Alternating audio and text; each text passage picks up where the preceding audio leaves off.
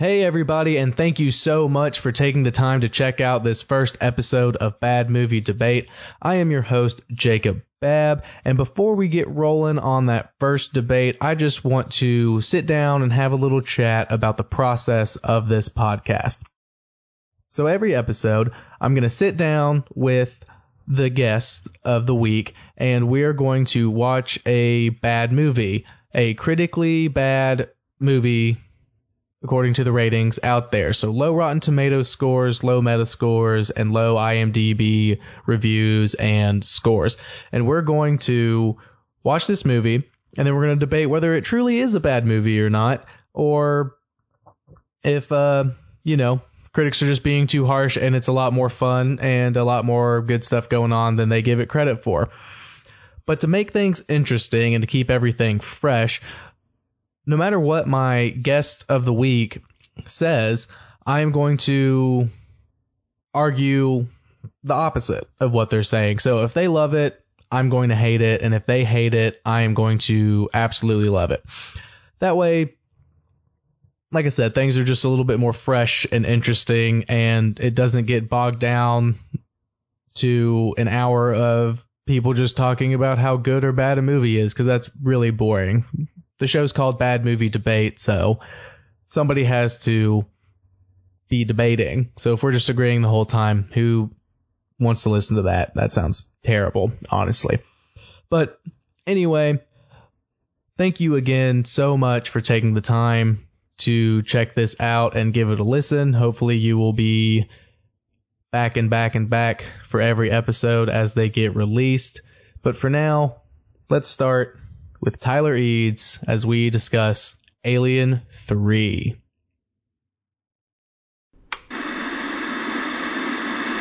We interrupt your regularly scheduled programming to bring you some breaking news. There's been reports all over the area of something crazy going on, something big. People's homes, their minds even, are being taken over by something called, what is it they're calling it? They're calling it Bad Movie Debate. What up, nerds?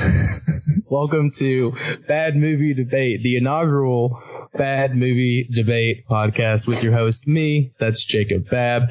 And today I have with me the incomparable Tyler Eads. Tyler, introduce yourself. What's up, everybody? I'm here to talk about the movie with Jacob. Definitely looking forward to kicking this podcast off. Probably going to get my ass handed to me in debate, but that's all right. I'm here for it. Well, we'll see. We'll see about that. So today we are going to be discussing Alien3. It's a bit of a doozy. Before we get into that, though, actually, let's talk about since we're talking about Alien3. You know, we were debating before the debate, the pre-debate, if you will. What our top, how are we gonna? What's the genre of this movie? You know what I mean? So we were like, oh, is it horror? Is it sci-fi? It's a little bit of both. And we were like, well, let's just do our top 5. Tyler, the genius that he is, had the idea.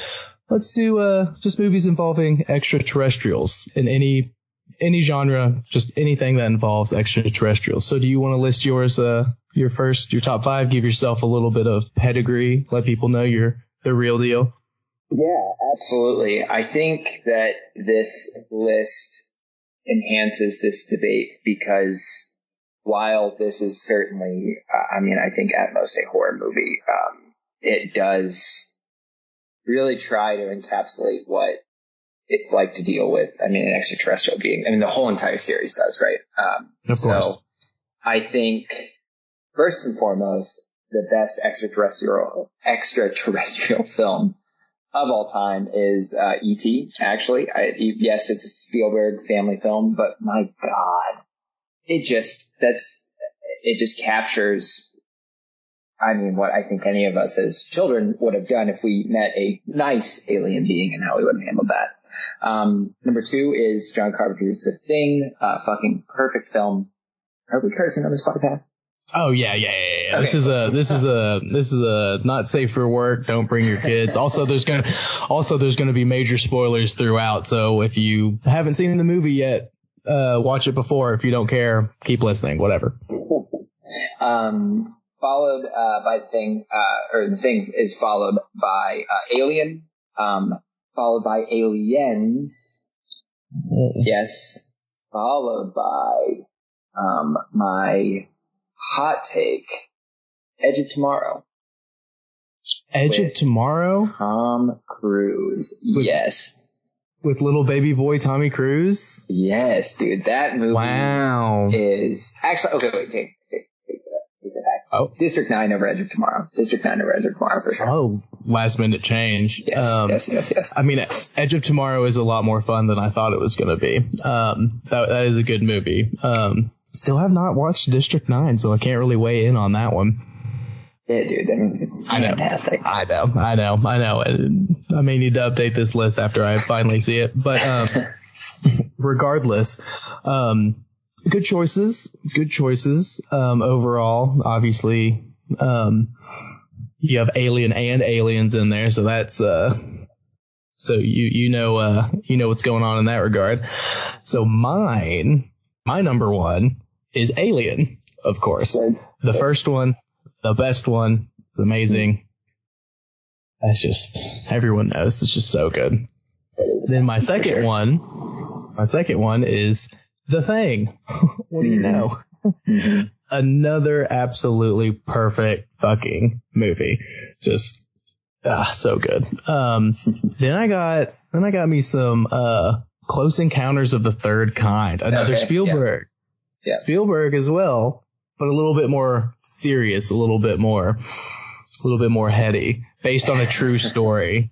If y'all didn't know, look that up. This isn't a podcast about all that, but based on a true story. Then we've got an oldie, Invasion of the Body Snatchers. Oh, okay, all right, yep.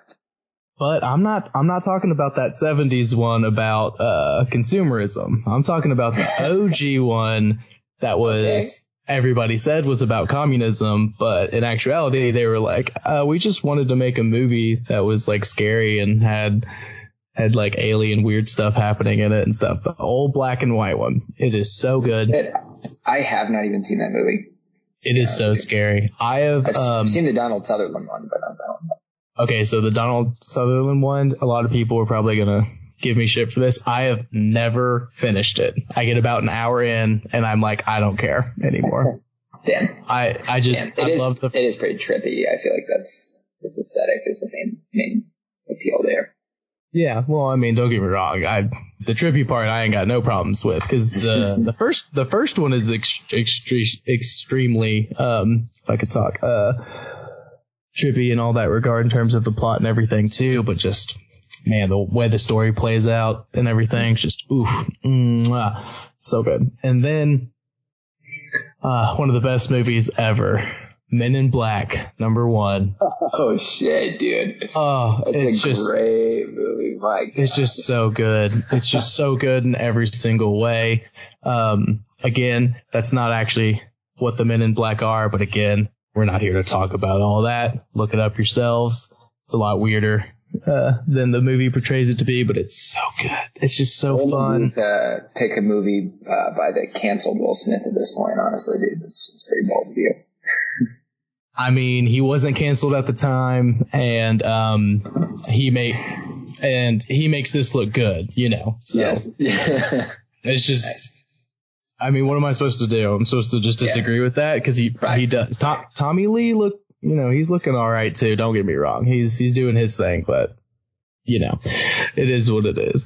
All right. So before we get into actually screaming at each other about this movie, we're going to go over some of these ratings for Alien 3.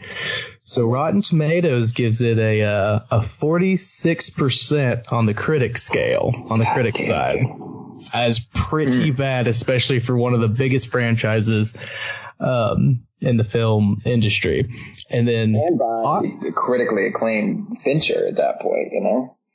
Actually, that's actually something I was going to bring up later, but I'll go ahead and bring it up now. This is his first feature ever. Before that, he was he was doing a bunch of shorts and a bunch of music videos. Like he did a bunch of Madonna music videos and stuff. But So this is his debut, and it was not great. So imagine it was not received well. Imagine if he had just given up and all the things we would have missed out on. Like, right? Yeah, it's horrifying. Scarier than Alien 3. Let's just go ahead and say that. The thought of that.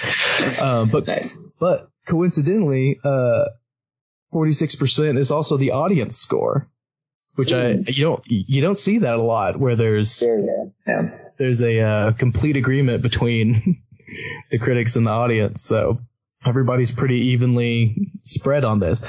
And then IMDb is a 6.4 out of 10, which is only users.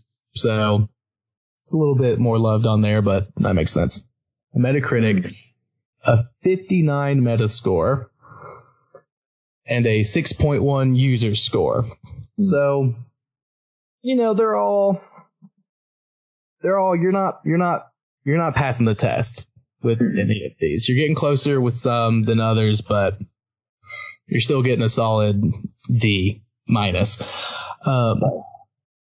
Alrighty. So speaking of those critics, let's hear what one gentleman here had to say.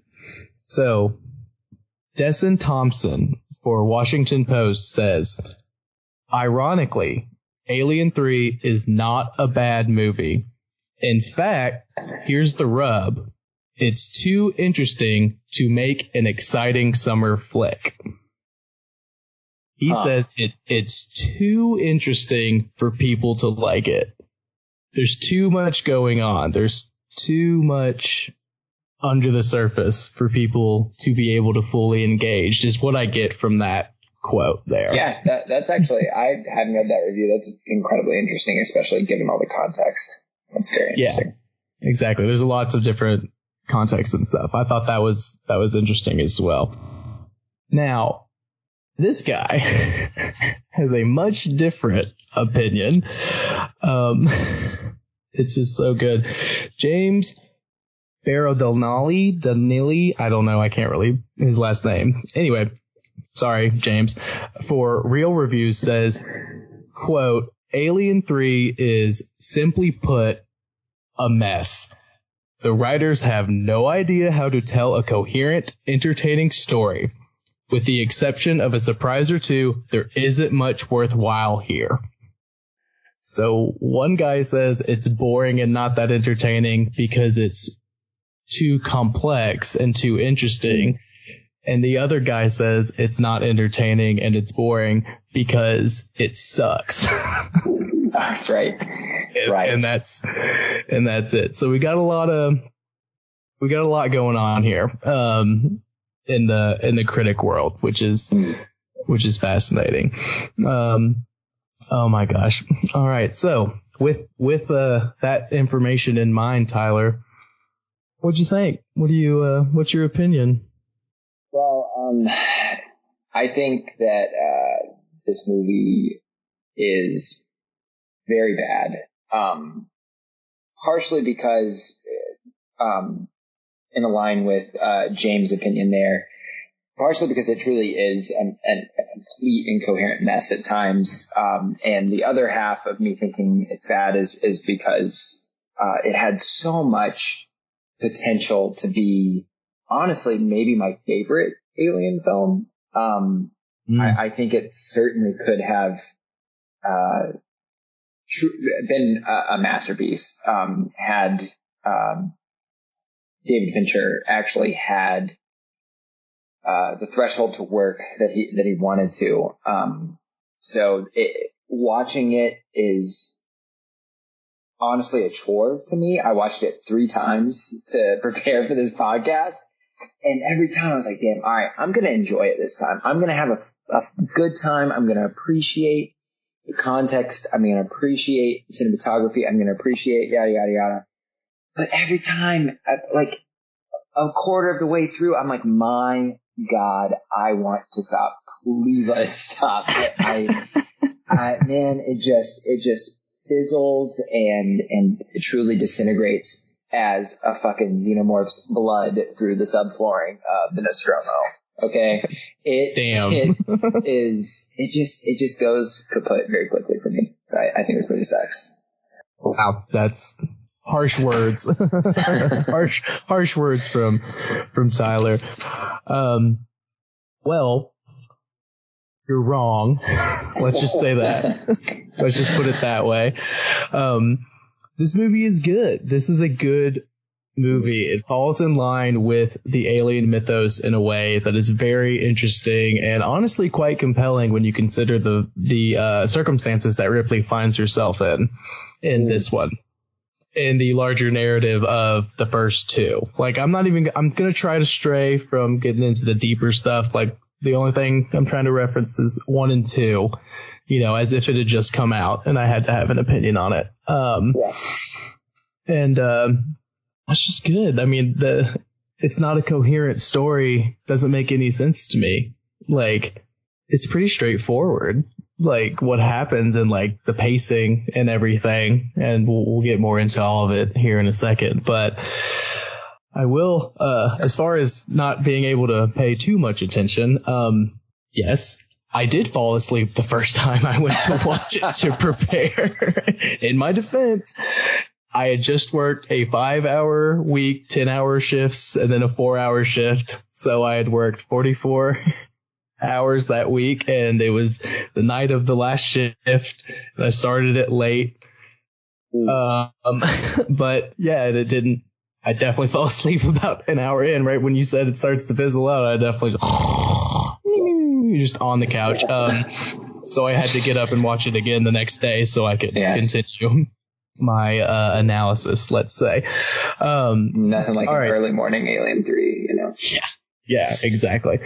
I was rejuvenated though, so I was able to really focus and like he says, like Thompson says, it's too interesting to be entertaining. So I understand that. That is such a bad appraisal. That's just like,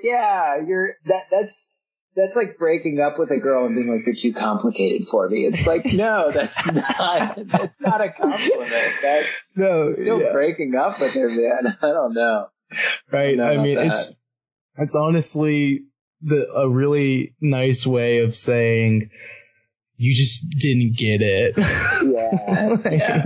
You didn't get it. I'm not sure that Mr. Thompson of Washington Post got it then if he was saying that it was interesting, but nonetheless. Yeah, but nonetheless. All right. Well, since I love it, you hate it. Let me ask you this. What was your favorite part of it? What did you like? You mentioned you did like you said you really wanted to. You said you really wanted to like it. So there had to be some chunks of gold in there. Hit me with some of those. Absolutely. I think apart from one very specific scene, the music is great. The score done by his name is escaping me right now. Cinematographer, composer Elliot Goldenthal. Was really, really solid. Music was used really well, and also silence was used really well in this film. I love the music. One quick sidebar. What's that? You said all the music except for one particular moment. Could you expound on that for just a second? Because I'm very curious and I don't want to forget. I would love to. Let's do it. Let's get into it. So the unsuccessful rape of Sigourney Weaver's Lieutenant Ripley, when she is taking Bishop from the trash pile, is, first of all, a terrible scene. Truly a terrible, terrible fucking scene. The set is great. The trash heap, it looks fantastic. The rain, I love the way it looks, but just the way it all kind of unravels is a terrible scene. And the the way that they knock her down as if they're in the Adam West Batman, with very melodramatic, like, oof, oh, ah, and then she, it might as well have had onomatopoeia, like, pow, yes, like going and well have. Holy shit. And then fucking hilarious. And then this Sex Pistols, never mind the Bullocks looking motherfucker, gets behind her, and then some new metal shit straight out of 1997 roars in, while the rest of the music has been very orchestral, very tense, very nuanced.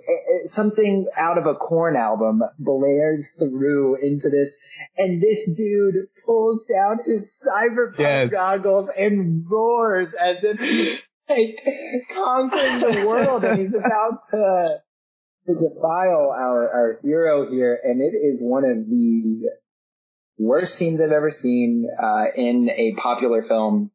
It's just way too tongue-in-cheek.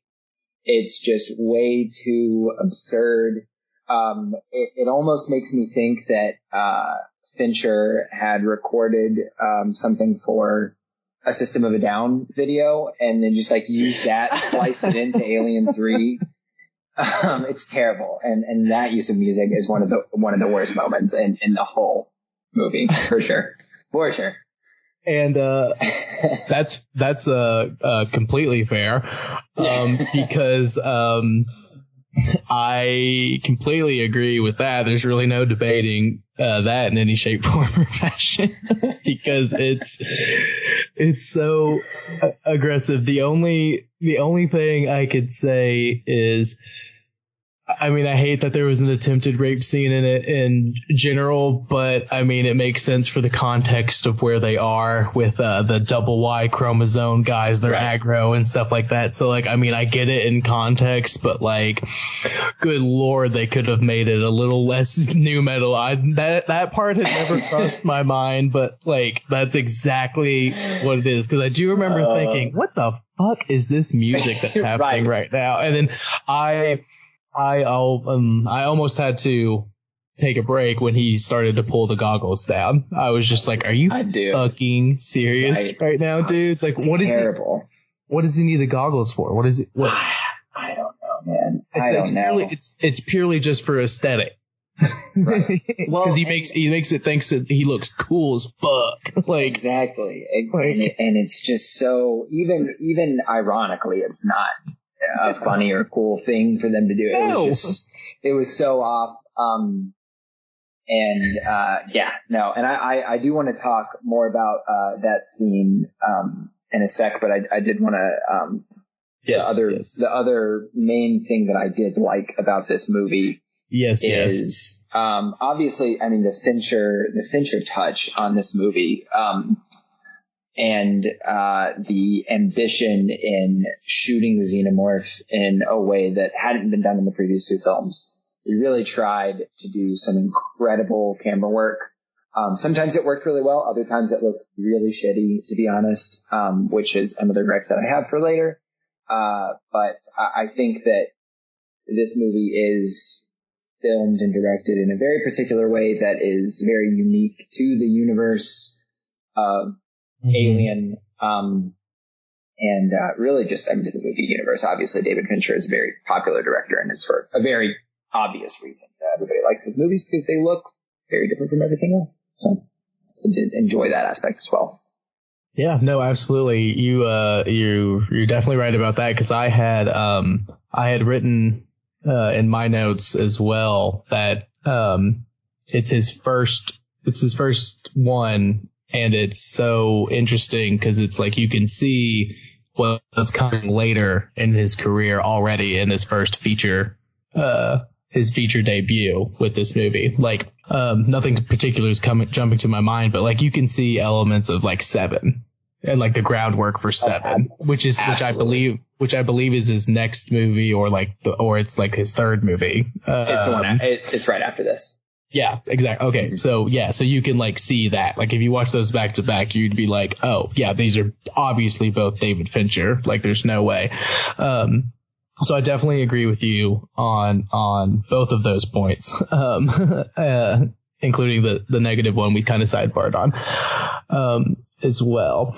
On the flip side, for me, something that I didn't like, obviously that the new metal, music video that they put in there was not great. But obviously I wasn't a huge fan of the CGI of the xenomorph. Like those CGI shots of the xenomorph, what on earth were those? Because you also could, not only did it look terrible. I mean, I'll forgive them. It's the 90s, so CGI is just now really becoming a thing that is like more affordable and you can do. So they're like, yeah, we'll do that. That's way cheaper than doing an actual prop or like a costume and like stuff like that. But like, it makes it look like the xenomorph is the size of a dog in some parts and then 12 feet tall in other parts. Yes, it is. It is very strange. And actually, you may already know this, but so in the scene where they're trying to like trap it and it's chasing them through the little, so that's they used like a rod puppet and filmed the rod puppet separately and then like, I guess, laser discs, like composited it onto the recorded thing. So it's like, it's a separate thing. And I was watching some like behind the scenes stuff about it, and it had never been done before in film, which again, super ambitious that they tried this, but yeah, of course, you're right. Like the way that they had to like obviously upsize or downsize the xenomorph that they filmed, like with the puppet, like to fit into the shot. And sometimes you're right. You're like, holy shit, this thing looks like the xenomorph from Alien 1. It's absolutely giant. Like it's bigger than a human. And then other times you're like, wow, this is actually the size of the Rottweiler that it. Yeah. It's literally like, just kick it. Yeah. Just like kick it away and it'll scream, like run off. Like, and you're like, okay, we're done. it didn't, like you said, I mean, it's early for these kinds of effects in movies. So, I mean, we have to give them credit where credit is due, but you're right. It does not work in a lot of situations. It doesn't scale through.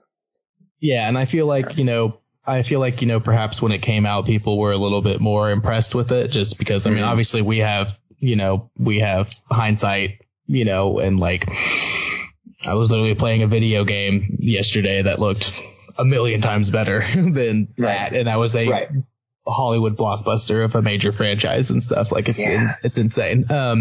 But you mentioned, speaking of dog, one of my absolute favorite moments, and one of my favorite moments that I thought was so good, the funeral scene where when Dylan comes in and he starts to have his religious speech, because they all got their religious little cult going on and stuff, that juxtaposed with the dog chest burster scene, because first of all, real quick, it's a dog xenomorph. That's the first time we've ever seen that, so that's really interesting, and that's shaking things up, and it's like, okay, this is fresh, but it's still alien, so that's great.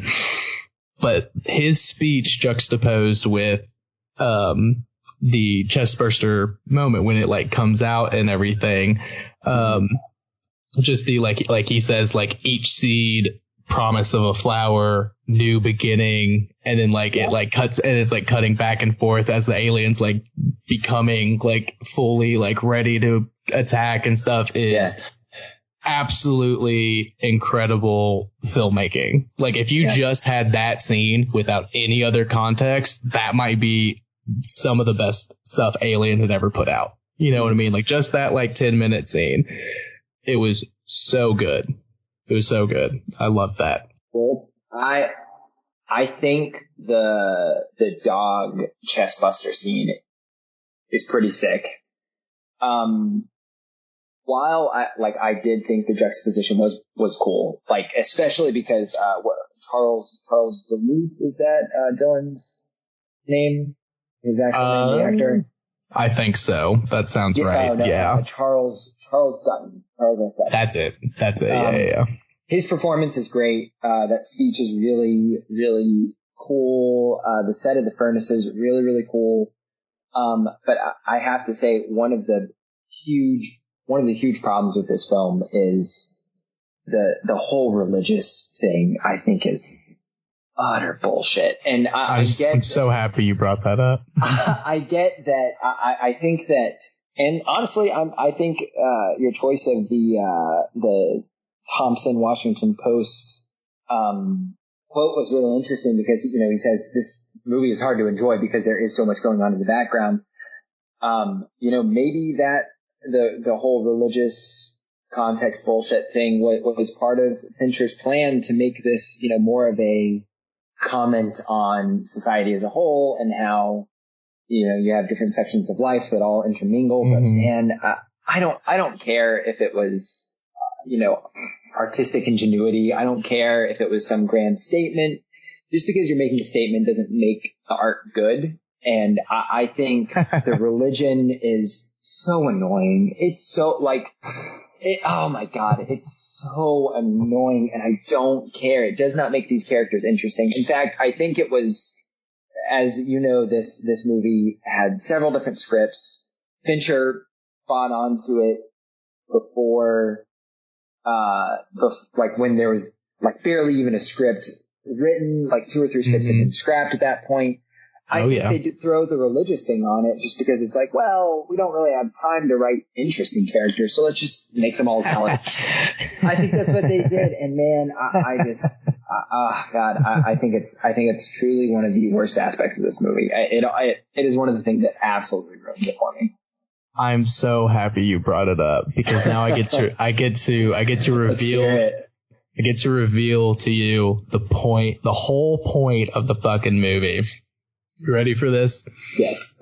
All right. So Alien. That is haunted house in space. You get the haunted house horror, but we're in space. Aliens, you get like action war thriller, but we're in space. You know, fucking awesome. Alien 3 is a Joan of Arc medieval knight versus a dragon tale.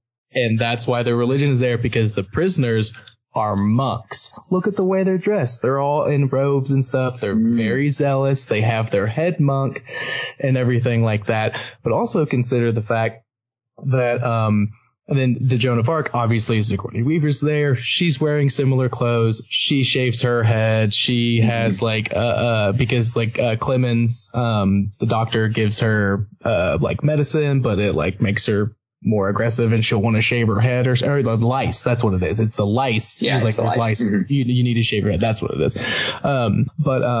So like all of that works. But then the thing that really drives that point home is that when one of the characters, it's the scene with the candles when they're like lighting the candles and like they're doing work like lower and stuff, which is a great scene, and like the bloody faced xenomorph is horrifying. Like that's good. Dude. Like that's just classic horror right there. Like that's some of the best horror in the movie. It's like they're like, oh, where are you going out? You know, they're making the dumbest decisions ever. You know, they're like, we'll just go. You know, it's classic. It works. It's great. But the one who survives when they bring him into the infirmary is saying that there's a dragon, that it was a dragon. There's a dragon on board and stuff. You know what I mean? So like, that's why the religion is so necessary, because it's like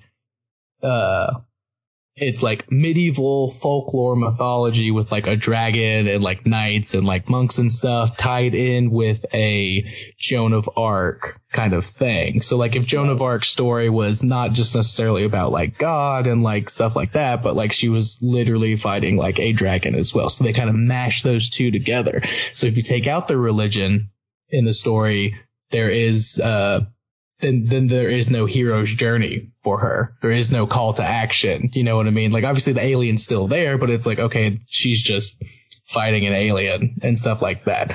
And I think that's why Thompson's is like, it's too interesting to be entertaining, because there is all this background stuff, but that gives context to that view. Like if you look at it from that lens and stuff like that. And I think that is the most interesting lens to look at from. And full disclaimer, that wasn't I didn't notice that at first myself, but I read some reviews and I saw it mentioned a couple of times and rewatched it, and I was like, yeah, that is absolutely like what this is, like, and that's what's going on. So I don't want to take credit for an idea or say that was an original thought by me, because it wasn't. Lots of people have said that before. I'm just expounding on it, I guess. So while I've seen those comparisons as well, and I think they are very interesting. I do see a lot of the symbolism, most certainly. But some of it's a stretch, in my opinion. I was reading this article of completely aligning Ripley's whole journey with the Joan of Arc story. And one of the main, and this is written by Scott Manning on scottmanning.com. If anybody wants to give my boy thank you here, because he works very, very fucking hard on this article. It has a lot of information. It's like a full thesis paper, I swear to God. He mentions that a huge aspect of Joan of Arc's journey, and one that makes it similar to Ripley's, is that Joan hears and heeds the commands of voices. That is why she did what she did. That was her call to action, was this voice that nobody else could see, just her, which, makes her, I guess, like the more or less the terrestrial tool of some, divine being. Yeah. I don't think Ripley has that. She doesn't have everything that she does is completely based on her own survival. The example that Mr. Scott Manning gives, to compare Ripley's journey, to Joan's journey and the whole voice aspect, is Bishop. That Bishop's, retelling of the alien, like that there was an alien on board. Holy shit, you guys are actually being tracked by an alien. That is her version of the voice that makes her, seek out the alien, the dragon. I feel like that's a stretch. While I think the symbolism is truly there, you're right. Like, a dragon is a very specific thing to call the xenomorph. There's no way that's just a coincidence, right? Like, I think that is it's certainly possible that is. Yeah. It was definitely thought about. Yeah, exactly. Yes. I think you're right on that one. I just think that, just like many aspects of this movie, while it hit the nail on the head in some parts, it never completed the thought completely on the Joan of Arc thing, or really in any aspect whatsoever. Like, every thought is partially fleshed out. Every aspect of this movie, in my opinion, is partially fleshed out, and that makes it even more core. Need I remind you of Ripley's quote unquote death at the end, when she T-poses her way into the furnace? How is that not sacrificing herself to save the many, as Jesus did, as a saint of God would? Right. Young man. Did you skip a lot of Sunday school? Did you miss that part? Huh? But what do you mean what do you mean she didn't complete it? She literally straight up, Jesus on the cross T-poses, yeets herself into the furnace, sacrificing herself for the rest of humanity, quote unquote, the people who were there at the moment. She does do that. You're right. And that symbolism is super sick. That death scene is super sick. I think that they did a really good job with that. And, yeah, it's fucking metal as hell. It's awesome. Yeah, dude, it's super metal. And not new metal. It's good Black Sabbath. Good metal. Yes. Yeah. But that is really sick, and I do think it supports the Joan of Arc theory. But like I said, there are aspects of the Joan of Arc story that are not at all defined in her journey. And granted, yes, it's a 2-hour movie. You can't hit everything, but I just think it was partially done. I think the Joan of Arc plot comparison was only partially done because, like I said, the voices were missing. Her religiosity is completely missing because Joan of Arc is a religious zealot. I mean, in fact, I mean, Charles Dutton, something, I apologize. Dylan's character. Yes, Dylan's character. He even asks her. She sits down at the cafeteria table with them, which is, again, a mixed scene in my opinion. Sits down and he says, "Do you have any faith?"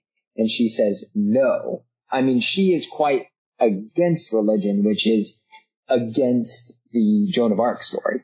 Not to say that the rest of it wasn't purposefully aligned with the Joan of Arc story, but that obviously wasn't. So again, I really just think it's a lot of facets of this film were not completely fleshed out, which makes it a problem for me. Yeah, and I mean, you're definitely not wrong about that. But I do actually want to talk about the that dinner scene, or like when she sits down, because I found that kind of cool. But real quick, so she doesn't have the voices, so she doesn't have God. She's like, nah, like I don't like religion, like nah, like fuck all that. So what if you flip it? Here's a off the dome bullshit rebuttal to that.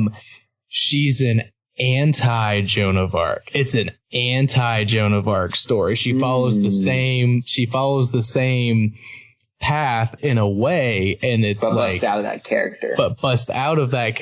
But it's like the opposite. It's because she's not doing it because she has so much faith. She's doing it because she has absolutely no faith.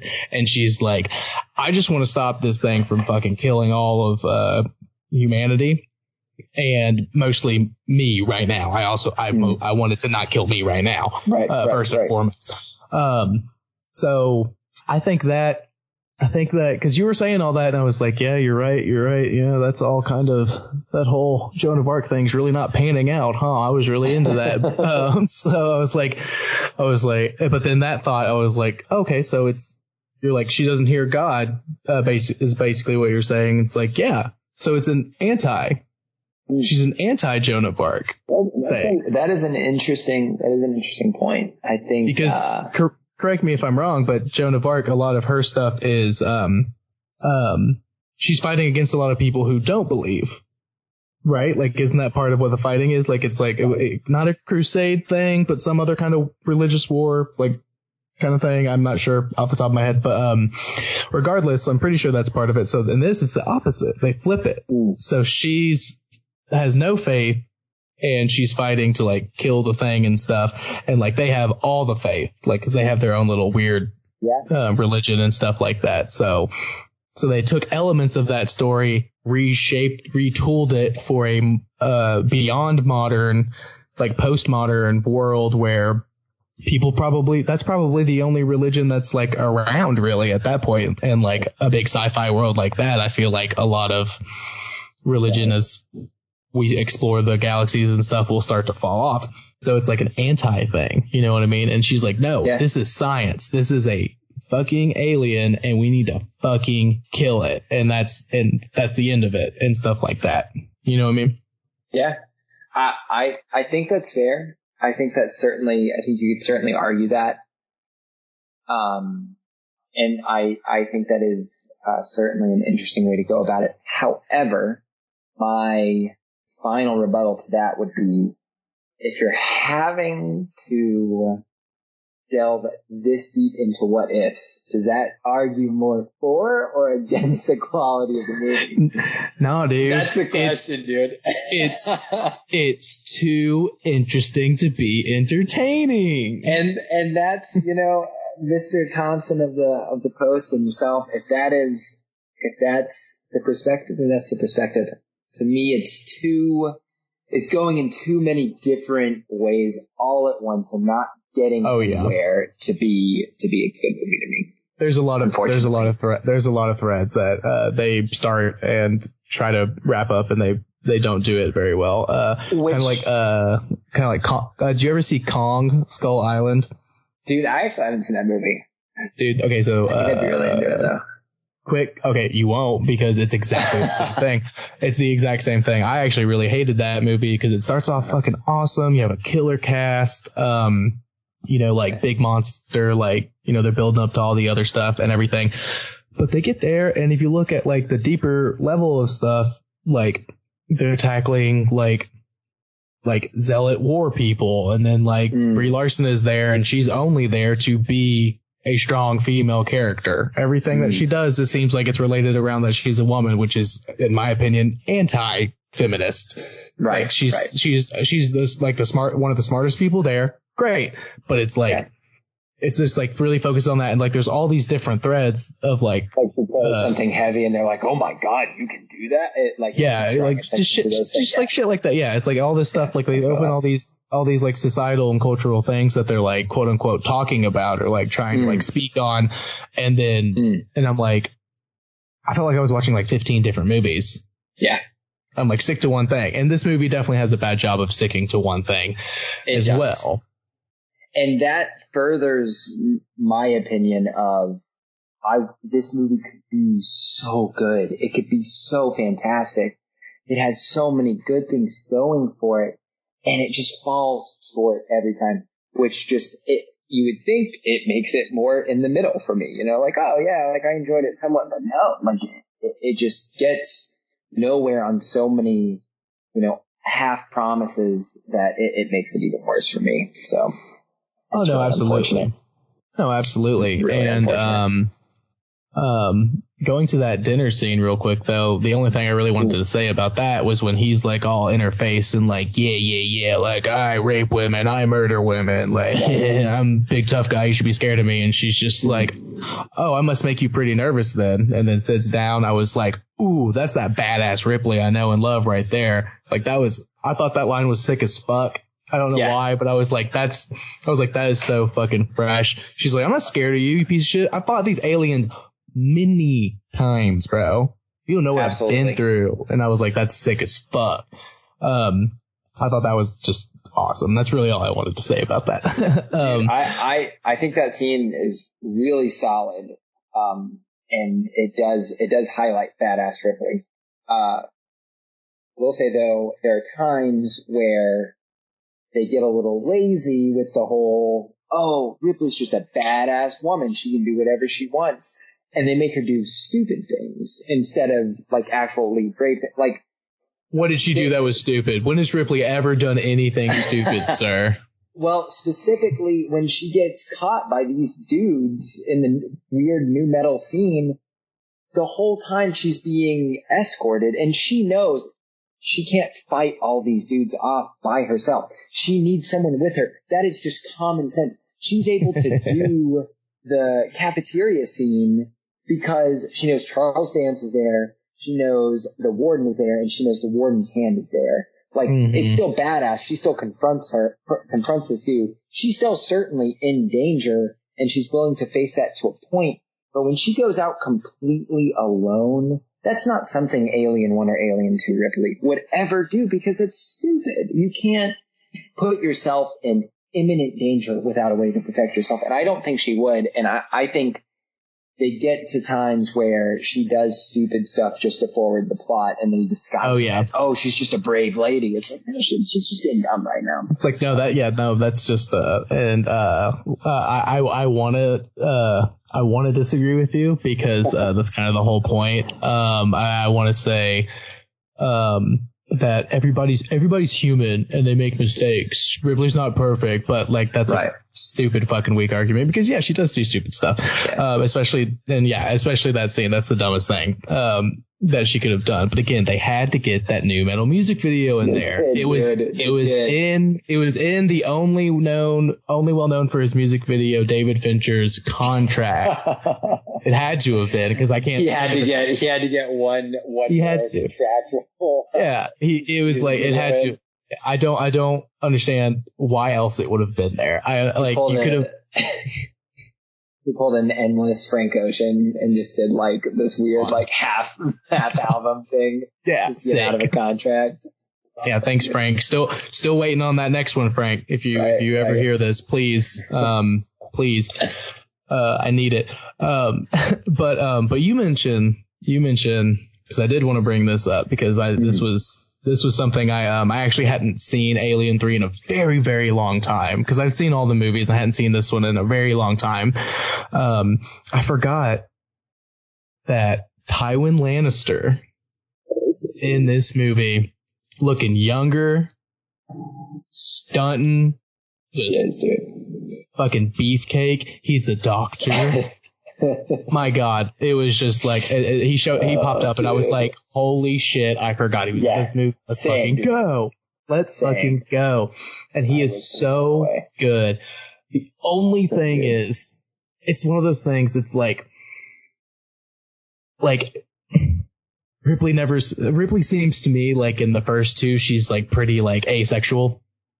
Yeah. You know, like none of that really matters and stuff. But at the same time, you know, given benefit of the doubt, she's been through a lot. And Charles Dance is probably the most attractive person she's come across in a while. So I get why she was like, I feel safe here. This guy's taking care of me. Let's fuck. You know what I mean? Right. And I'm like, because at first I was like, okay, they're shoehorning in a romance. And then I was thinking about it a little bit more. And I was like, no, I would want to get down after all that shit, and I thought I was finally safe, and someone was willing. My only complaint about it now is that they, which is ironic, they didn't do a gratuitous sex scene. I'm like, come on, like the one time I want it, like come on, and they don't, which is fine, I guess. But I did like about obviously Charles Dance, he's amazing, and it's just good to see him and stuff. But he has an incredible performance. Obviously, Sigourney Weaver is great, no matter how bad a script or a plot or a deeper meaning or anything is. She's great in everything, always. But then he really is like stand out in this movie. He's just so good in every single scene. Maybe I'm just being an American, and his British accent is just fascinating me, and I'm just enthralled with everything he says because of that, for some reason. But and so I thought his character was very compelling, and I thought his character really worked in the context of Ripley and her experience in the past two movies, especially because in Aliens, I can't remember the character's name, but the guy who's like, no, we're going to wipe him out. We're going to wipe him out and just check on him and stuff. Like, no, you can trust me. Like, don't worry about it. And Paul Reiser's character, right? Paul Reiser, yes. The company guy. He immediately is like, fuck you, just kidding. Like, we gotta get one of these and get out of here. Like, I don't care about y'all and stuff. And so, like, this is like at least the second, but like third, fourth, fifth time, that she's trusted someone, and I think they towed the line very well with him of, can she trust him or not and stuff, because after, I don't disagree. And then his performances, because I'm like, I don't know. I do not know until it's finally revealed. Because like he's got the barcode on his neck, which only prisoners do and stuff. And she's like, well, what's all that about? Like, he's like, I'm not a prisoner. And she's like, well, you got a barcode, so you have to be, right? Like, and he's like, well, it's not a big deal. Like, don't worry about it and stuff. And like, that's super ominous given her history and stuff. And then I think it's really well. And then, you know, we find out, what it was, you know, what happened. And, you know, that he was like a drug addict, and he like accidentally killed people for prescribing wrong dosages and stuff and everything. And he's like paid his time, and this is the only place he could work as a doctor and stuff. And he actually does care, about Ripley and everything like that. And it's like, that's awesome. You're like, oh, thank God. Like, no one's going to betray her. Like, this guy's not going to betray her finally. And then you get a fucking psycho shower scene moment where the fucking alien is like behind comes through the partition, and fucking he just gets annihilated, like sick as fuck. Dude. Like, and it's just like, and you're like, no, finally someone she can trust, a man she can trust who has power, finally. Someone she can trust and like is on her side and believes her wholeheartedly, and it just gets immediately fucking destroyed. Like, and that is so fucking awesome. That is great shit. Like, so I absolutely love his character. I I love his character. I disagree, though. I think they took him way too soon. Way too soon. In the overall story, like yes, in the overall story. Oh yeah, sure, no, dude. Yeah, for yeah. Sure. They did not need to kill him in that moment. He, first of all, was carrying the rest of those prisoner actors. Dude, they're terrible. They are horrible. And I'm not saying that they're bad actors. I'm sure they're fine. I would be a horrible actor. I'm not trying to shit on them, but their characters are so annoying. They're like, I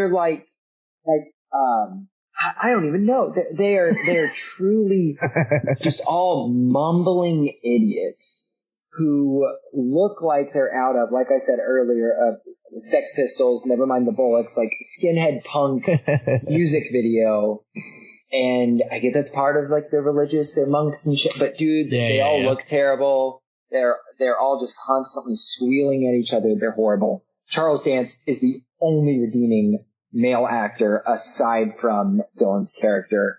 But I think the only reason he was in there was because of the religious aspect, which I have already said is my least favorite part. So I think had Charles Dance been in there with her the whole time when they're trying to trap the xenomorph and they're trying to do that, and then he got killed more ceremoniously. I get it was a good shock moment, but more ceremoniously, it would have been so much better. It would have been so much more effective.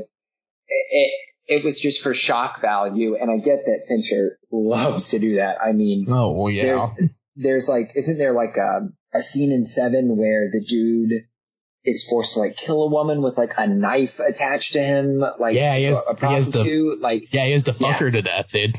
Terrible. Like, he loves shock value, so it's not that surprising. Oh, did you realize that? Did you realize that dude is in this movie too? That same guy. Are you serious? I'm. Maybe it was this movie, or maybe it's a different movie. Double check. Maybe I watched something recently. Double check real quick. I may be wrong about that. I don't know. I think it's a wasted opportunity for sure. It was really frustrating. I also think I'm not finding them, but he may be in there. Maybe I watched a lot of movies around the time I was watching this one as well. But no, I'm pretty sure that's him right there. Danny Webb. No, that's not him. Never mind. I'm a moron. Anyway, forget I said anything. Strike it from the records. I think that it was rushed. I also think that while I liked the romance between Ripley and Tyler Lannister. Yes, his actual name. His Christian name. While I enjoyed their romance, I do think they shoehorned it a little bit, actually. You know, I get that she's been afloat in space and, I mean, under different hypersleeps, if you're taking into context Alien 2, for like 70 some odd years, right? Yeah, give or take. Certainly she needs some human contact, so that's not all that surprising, but part of her character... she needs some dick. Right. Part of her character is still that, you know, that's not really something that she's focused on, so it was kind of odd for her character, but also I think if you compare it to, like, the spark that she had with Colonel Hicks in Aliens, you know, the dude from Terminator. His character, it's so much more organic in that movie. It happens very, very calmly, and nothing ever happens, actually. You know, like they like touch and you can like feel that heat between them. She literally looks at him and basically says, "Wanna fuck?" Like, she just looks at him and is like, "Are you attracted to me?" She might as well have just said, "Wanna fuck?" Honestly, I would have had so much more. Would have been better. It would have been better. I just think they shoehorned it a little bit, and the only reason they shoehorned it was to have that moment of shock where they kill him off immediately, like very soon after they have sex, and soon after he has that incredible line of dialogue where he says that he killed all those people and that's why he was there. Incredible line of dialogue. Yeah, just a great monologue by him. Absolutely. God, But right after that, the film. And it honestly, that's where a lot of the momentum in this movie comes to a very tumbling halt to me, is when they get rid of him. It absolutely is. Because no one can carry it. And honestly, Sigourney Weaver, great actress. I think she's just okay in this movie. I'm going to be honest with you. I think she's just okay in this movie. I do. I think that they rely more on her being a bald woman with a lot of context to rely on. And I think she just doesn't say a whole lot. And when she is saying things, it's like, it just feels so out of character. It feels so disconnected. I think she's just okay in this movie. And I don't know if it's her performance or if it's the writing. But, do you think, so you think this might have been a paycheck movie for her? Like she really phoned it in. She's like, I know Ripley. Like, yeah. Like, originally I would have said yes. When you sent me the questions when I was to watch this movie and reflect that part, I read that and I was like, absolutely. Sigourney Weaver just did this. She was a producer on this movie. Yeah. It all checks out, right? Like it all makes sense that she knew that there was money in an Alien 3 because Aliens was one of the biggest fucking hits. And then 7 years passed? I think 86 to 92, I believe. Yeah, so 6 years. Yeah, something like 6 that. 6 years passed. Of course, people are stoked. I'm sure it was Force Awakens level of stoke for this movie, especially in the 90s. So I at first I did think she just signed on for a paycheck. However, I was watching part of the documentary, which actually you should definitely watch. It's called Wreckage and Rage, I believe.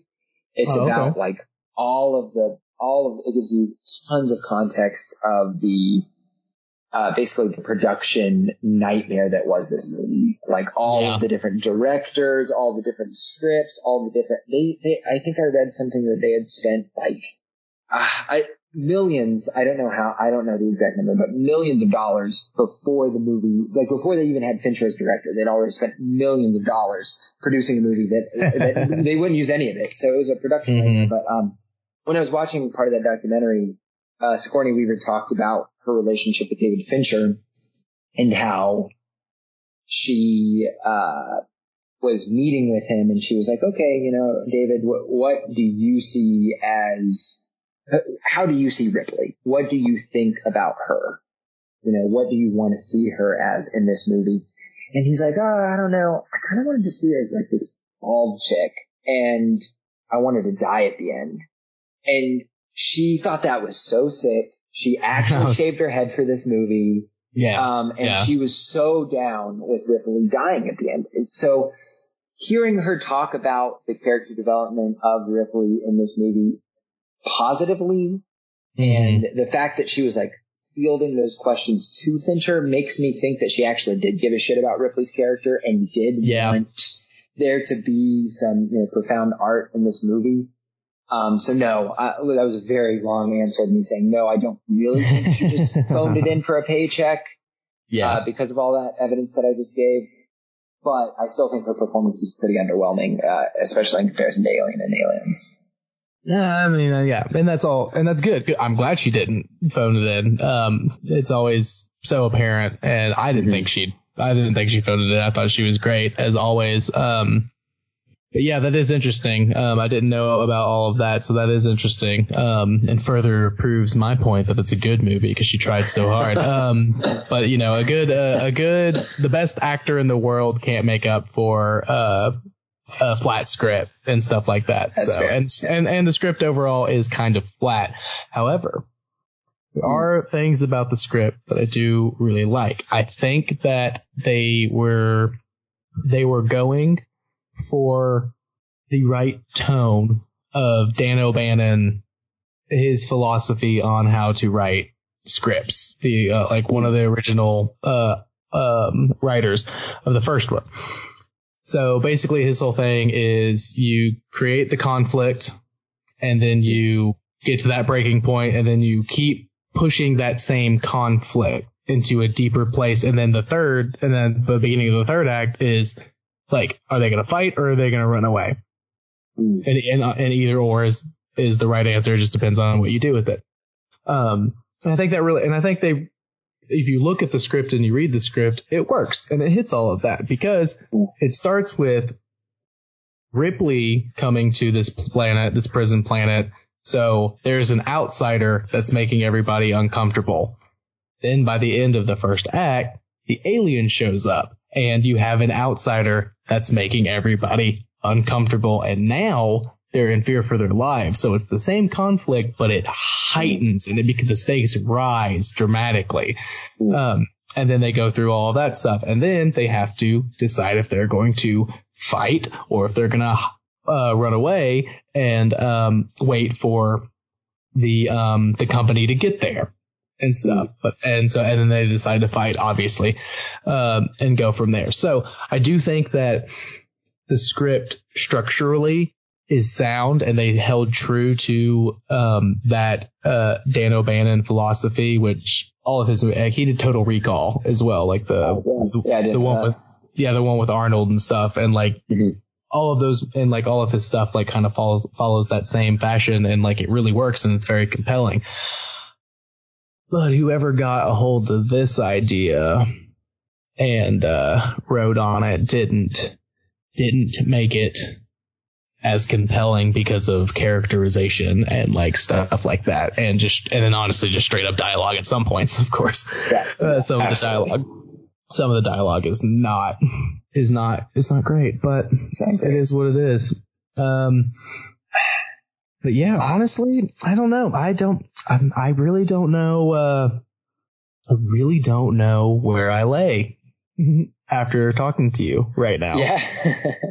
I'm a little bit more mixed opinion than I was. Cause I was a truther for a little bit. For sure. I mean, that might have just been prep for the show. Oh, here's something I wanted to ask you, going back to Tywin being a doctor. So when he first gives her that injection, you're a nurse, for context. Tyler is a nurse. He saves children's lives every day at work. So everybody love him, please. So he goes and he like, he rubs her arm, like you do before you give a shot, like standard. Are you supposed to put a literal puddle of alcohol on somebody's arm before to clean it off? No, I had to go back like 3 or 4 times and be like, that's like an absurd amount. Like it's like you took the bottle and just turned it upside down, and once it started to collect in her little like armpit, like where your elbow is, the opposite side of your elbow where they give it to you, there was a puddle there, and he was like, perfect, now I'll wipe it off and give it a shot. Like that was you're in the medical industry, I am not. Like that was ridiculous, right? Did you even notice it, or were you just like, I don't think about medicine when I'm not at work? I didn't notice it because I actually have to, and this isn't because I'm some like magnificent healthcare practitioner. It's just because like if you've spent any amount of time working in the hospital and then you watch movies with hospital work in it, you realize just how wrong it is. All of it is, yeah. Hollywood. It's so incorrect. Yeah, you have to do what is it? Suspension of disbelief. You're like, okay, yes. It's a movie. It's fine. I have to turn my head off to it. I really do, because otherwise I'll be like, that's the dumbest shit I've ever seen, and it takes me right out. This movie, and so the way he gives her a shot, he gives it to her in the antecubital region where you have like a ginormous vein. Yeah. So he's giving it to her as if it's an intravenous injection. Yeah. But he like it's a fucking huge needle. Like he does it like a muscular injection. Yeah. So that's not how that works. Like he could have just stabbed her with it and been done. And people, they do that all the time in movies. Typically to give that kind of injection, you would need to go into like the shoulder or something like that. But nonetheless, no, you're not supposed to like throw a puddle of alcohol. In fact, you want to let it completely dry, because if it doesn't completely dry, then it hasn't killed all the germs. And also it's going to hurt like a bitch when it goes in there, because that alcohol is going to touch the opening that the needle creates, and it's going to burn. So, PSA, if you go to the doctor and they're about to give you a shot of some sorts and they leave a puddle of alcohol on your arm, Tell them to let it dry first, folks, because that is not how that shit's supposed to go down. Okay, good. I thought that was wrong. I'm usually pretty good about ignoring stuff like that. Right. But I was like, that can't. You're like, holy shit. How that works. Like, I mean, because he wipes it all off, you know, and like when they go to do the shot where like he's like actually injecting her, it's like dry again, but like it's just like a fucking. It's like a 2-inch puddle, just absurd. Like it's truly resting absurd. there, just resting there. Speaking of absurdity, since you liked this movie, I wanted to ask your opinion, if it's okay, if I can throw a curveball in the. Of course, it's a debate. Here. It's a debate. That's what we're here to do. I wanted to see. So you talked a little bit about like the scale of the alien and how it was super off in moments, right? Like where one moment you're like, oh my God, this is the size of a 7-foot tall man. And in other moments it looks like it's truly a dog. I think some of that was because like we talked about, you know, the scale that they put like the puppet into was off sometimes, but also, you know, they used a puppet a lot of the times. And they actually used a puppeteer from Star Wars A New Hope to do a lot of the puppeting, which I thought was really cool. That's awesome. But then they also use a dude in the xenomorph costume like they do in Alien 1 and Alien 2. Yeah, you can definitely tell that they do that at some moments. Yes. So I wanted to, so you're talking about that scene with the candles where they get attacked, which I think has the potential to be a sick scene, but I think it's a truly terrible scene because it's very incoherent. But that's not the point. Do you think that the alien looks good in that scene? Because it's the dude in the costume in that scene, right? Yeah. So I think relative to the rest of the movie, I do, especially the moment when they look up and the blood is like dripping all over its face and stuff like that. Like that close up is incredibly sick. And honestly, maybe it's just because it's the only shot of the alien I remember in that whole scene. Because I really liked that scene. Like I was saying a little bit earlier, I thought it was just straight up pure horror filmmaking. Like you have like the like candles and like they're going out and they're like, what's going on? And like it slowly builds the tension in a way that you would see in like any typical horror movie. Like that was the scene that felt the most horror to me. Like that scene was just horror in a sci-fi setting. You know, because obviously, as we said, Alien always toes the line between is it horror, is it sci-fi, is it both, is it neither? Like that one was just horror, but it just happened to be in space and it was an alien, not like a monster or a killer or something like that. And so, yeah, I think because I get the feeling that you don't like the way it looks in that scene. I think I'm gonna say yes, I do like it, but I think I'm gonna have to give the caveat that it's the classic I'm just a human, I have a human brain, so the only part I remember is the last part which is the best part, which is the alien with the bloody mouth and stuff like that. And then next thing it's like there's a dragon and stuff, and like that like that last shot into that scene and stuff, like I thought that all played really well, and everything. Are there really bad moments with the costume that I don't remember? Because it seems like that's what you're about to tell me. What I'm getting at? No, so that's actually not what I'm getting at. I actually love the way the alien looks in that scene. I just think the lead up, while I do like the candles, I do like the tension. I think the lead up is bad because what in the fuck are they doing down there? It doesn't make any fucking sense, man. I watched it 3 times. I have no fucking idea why they were down there and what they were doing. And then so it's cool because, and in fact, I rented this movie on my phone today, and I'm literally watching the scene right now. So they're down there and they're measuring the lengths, it sounds like, via like candles. They're measuring some length with candles for some fucking reason. Right. Why are there candles other than to build suspense? I don't know. Why are they measuring the basement of a prison planet that they've lived on for an unknown amount of time? Why do they need to know at this point? It doesn't make any sense. And then the first kill is super sick because the dude, like you said, very typical horror. He's walking and there's water dripping to the side and he looks up and it's water dripping out of the alien's mouth and then it tackles him, right? Classic alien horror. Classic. And it was great. It was great. But then the camera does something weird where the alien is like killing him off to the side.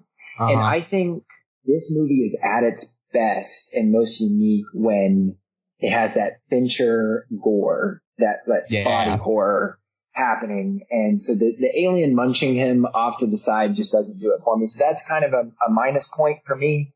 But when it gets really bad is when the two guys run away. They see the alien eating the dude and then they run away. And like we've talked about probably ad nauseum at this point, this movie had really bad script problems where David Fincher had filmed as much as he was allowed to and then basically left the project and then they had to piece together like what was left.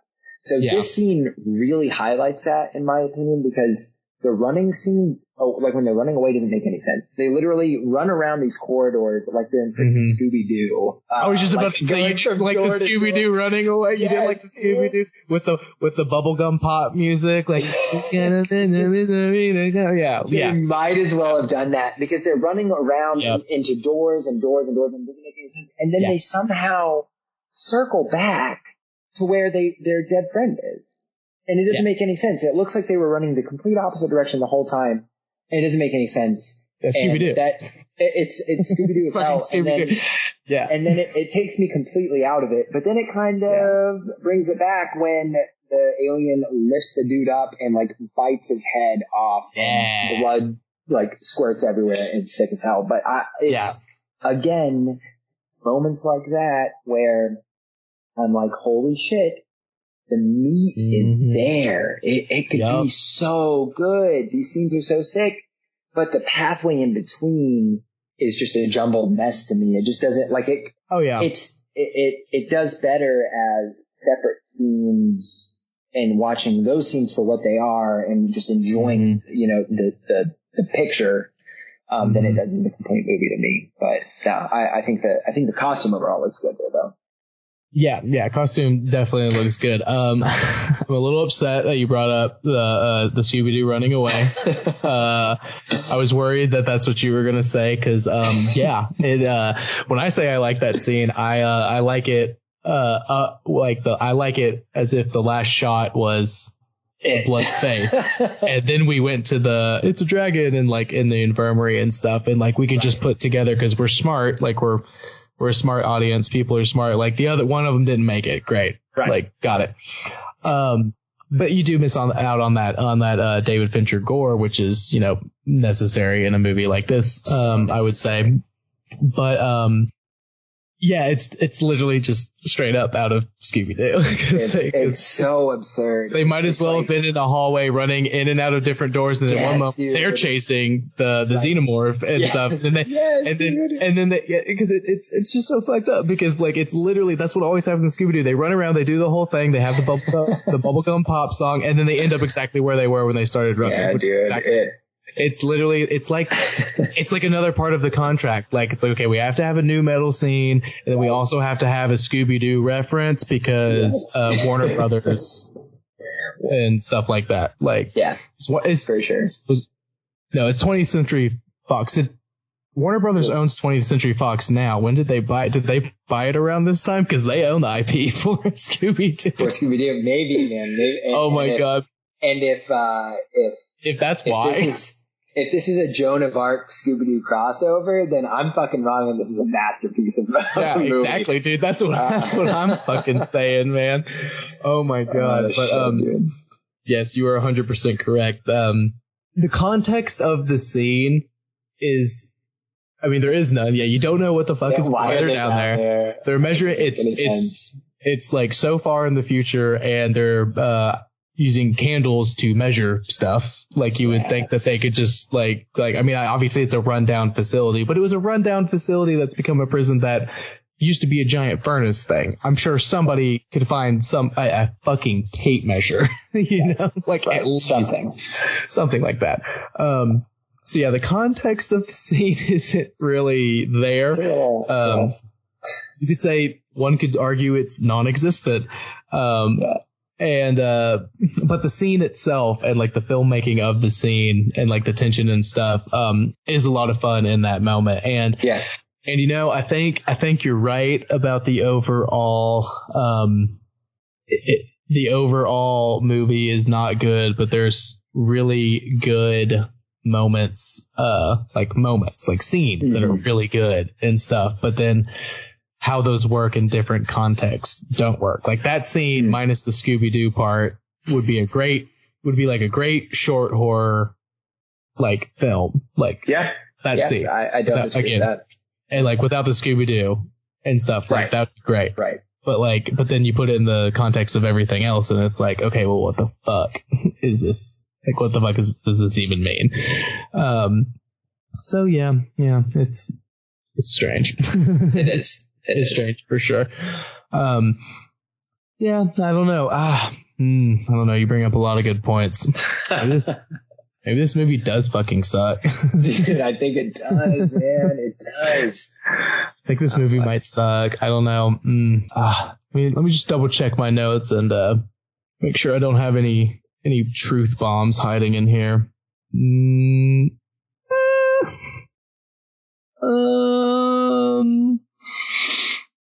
No, that's no.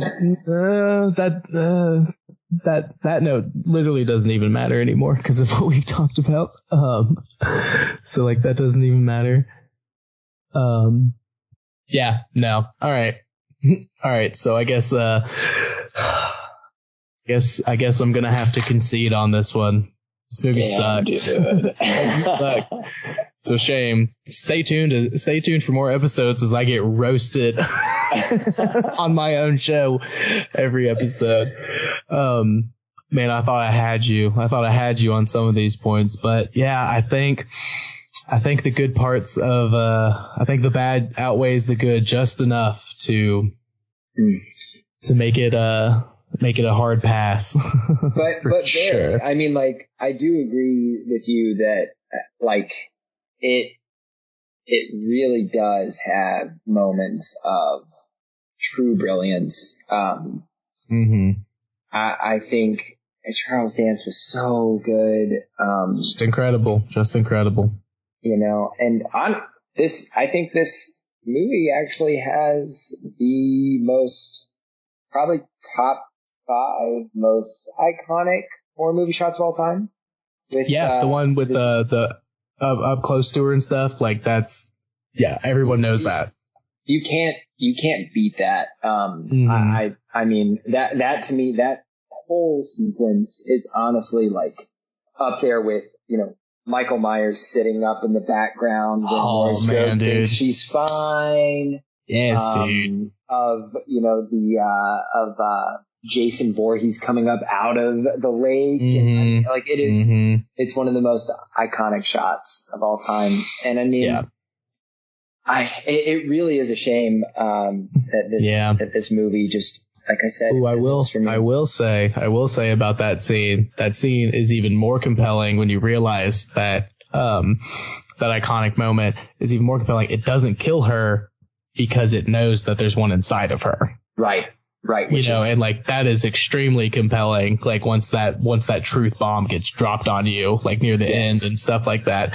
And it really enhances that scene and stuff. And that's why I had a hard time like not liking it, because there's so much good like foreshadowing, in it. Like there's just great foreshadowing throughout, and that's probably like the most important example. But there's all these little nuggets of stuff that are just like so good and like make me want to keep watching, even though it does start to fall flat after that scene and everything. So like, I mean, writing wise, like the structure of it, they really tried to do the O'Bannon thing, but they missed the mark a little bit just because of what was actually happening and how it was happening. But the foreshadowing is good with David Fincher. I mean, like, come on, like he loves to foreshadow, as we all know and love. But Yeah, and I mean, at the end of the day, who was even in that fucking movie besides Sigourney Weaver and Charles Dance? Like, who gives a fuck about anybody else?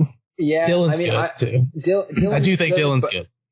But his whole character is, you know, with the religion thing, but he does deliver the best line in the movie, probably. When of course the skinhead punks fail to take advantage of Ripley because of him, which thank God he saved her. He says, what is it exactly? It's like, I think some of the brothers need re-educating on matters of the spirit, and he proceeds to beat the shit out of them. Whack, whack, whack. Incredible lines, man. That's that's pretty fucking sick. Yeah, you're right. It's amazing. He does do a good job for sure. He does. And I will say one last thing I did really like. I completely agree with you in your disagreement with that Bishop was her voices for the Joan of Arc thing. Like, no, I did really like that they brought Bishop in and he uses him to like help her figure out what happened and stuff. And then I really, really liked when the company shows up and it's fucking Bishop. It's another Bishop, and he's like, no, I'm not a robot. No, it's me. Like, and then he's a fucking robot too. And you're like fucking sick. You're like, fuck the company. See, and that's another thing. There was great dramatic irony because the warden's like, the company's good. They're going to help us. And like Ripley's stupid. And we as the audience are like, no, fucking no, absolutely not. Like, so there's a lot of good storytelling in terms of like the foreshadowing and dramatic irony and stuff. But I think it might just come down to the acting of everyone that's not Charles Dance, Sigourney Weaver, and Dylan there. I'm sorry, I'm forgetting your actual name, sir. But yeah, it's just everything else is like, I mean, even the warden, like he's playing a stupid warden, you know, like, I mean, and he is a stupid warden, but like, I'm just like, I can like your character a little bit. Like I'm allowed to like you, you know, as your character in the story. So bad, dude. He's so bad. Rest in peace. I didn't know that actor passed away a few years after recording Alien 3. Oh, rest in peace to him. But he's very bad in this movie. No, come on. You can't do that. Know that.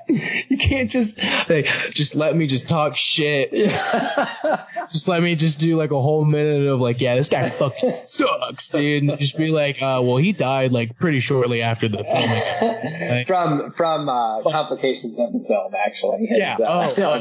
So he died for this role, is what you're trying to tell me. Asbestos in the xenomorph costume got him. Great. Cool. Yikes. I'm glad. Rest in peace. They didn't have to write his character like that, though. Again, I don't want to shit on anybody's acting because I'm sure it's really difficult to be that, but like they did not. They wrote his character like the Malwich guy from fucking Princess Bride, dude. It was terrible. He was so bad. He was this incompetent, mumbling. Oh god, dude, it was so bad. Yeah, he literally was there just that character was literally just there for to further the plot, and he was there because I'm the warden, so I get to do whatever I want, and I'm not going to do what you want. There's conflict. Right. Anyway, I'm going to not be in a scene for 20 more minutes. I just need to stir up some more interpersonal conflict. And stuff. And yeah. I mean, like, and the tension between him and Charles Dance's character was super annoying. Like, it didn't. It's honestly, yeah, stupid. Do anything for me. I was you guys are bickering, and that's it. Yeah, Clemens, Charles Dance there is Tywin Lannister. Sorry, is the smartest person in the whole movie. Absolutely. Like, absolutely. Like, usually it's Ripley, of course, but as we've discussed, she makes some pretty glaringly stupid decisions and stuff. He's the only one that does everything right the entire time, and he dies early on for it. I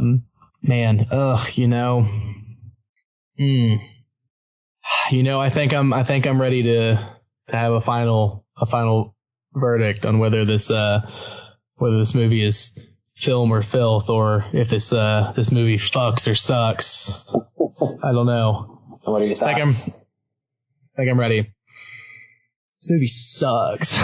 This movie sucks, man. I can't. I think a 46 Rotten Tomatoes score is right on the money. I think the critics got it right. I understand the 46% of people who like it, but 54 is heavy, and there's a lot more to say about how bad it is and how things fall flat. It's like, I guess what I'm realizing now, it's like it had all the classic staples of an Alien movie that you want and that you need to have a good Alien movie, and then it somehow perfectly toes the line between not doing nearly enough to make it a good movie and then also doing way too much to make it a good movie. I agree with that.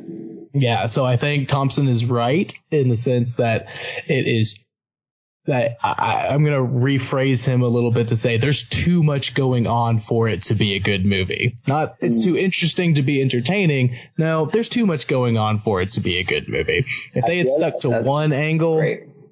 Yeah. So sorry, Thompson from the Washington Post. You're wrong about this one, bud. I like to think he's like feeling like little twinges every single time we talk about him. Like, we brought him up a lot. Yeah. An article he wrote in 1992 about Alien3. Yeah. He's just like, man, he's just like, what the fuck is even happening? Yeah. Oh my God. And he's like, why do I feel this way right now? Do you think had Fincher gotten the full reign that he wanted, do you think this movie would have been good? Oh, yeah. I think if he had been there from the beginning and stayed through it to the end, because, I mean, at the end of the day, it's just he got the director role because he did the most. Right. Out of anybody else who came in and had their hands all over it and stuff. And but because he wasn't involved with the whole process, and like you said, they had to kind of like smash stuff that they already had in with his good stuff. You know, I mean, what is that thing that people always say?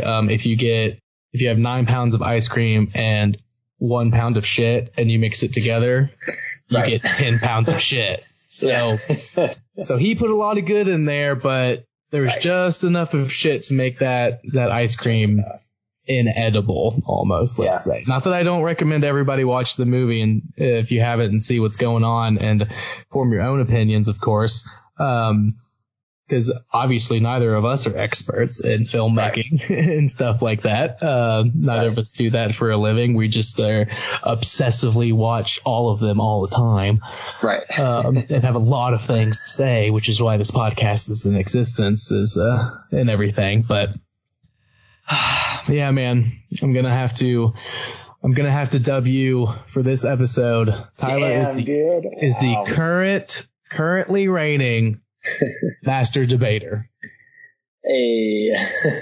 Tyler is the master debater. The master of debate.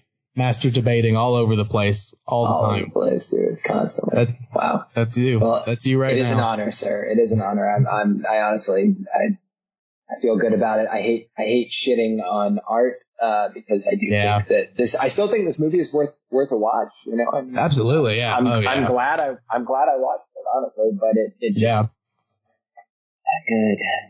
Yeah, because I rewatched everything Alien, all the way like chronologically. I watched it all chronologically from Prometheus to Alien Resurrection. Prometheus is not going to come up on this show because that movie's fucking awesome. That movie's great. That movie goes so fucking hard. Oh my God. But, that movie's phenomenal. Alien Covenant's not very good though. Just, I'll give everybody a 2-second opinion on all of those. Prometheus, absolutely incredible. Alien Covenant, great lore building, but fucking dog shit. Alien, the best movie that's ever been made. Aliens, one of the best movies that's ever been made.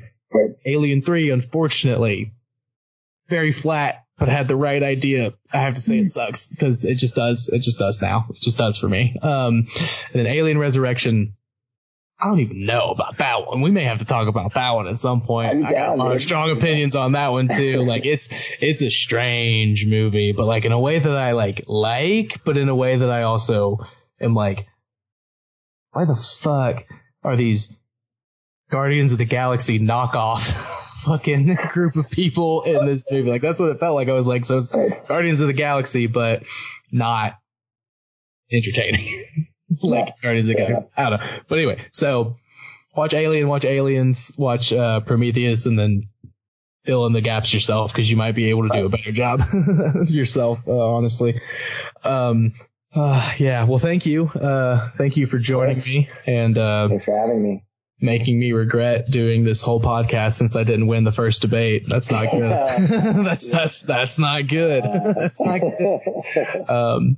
And for anybody who might be listening, don't know what we're going to do next time, but it will not be horror, sci-fi, or alien related in any way.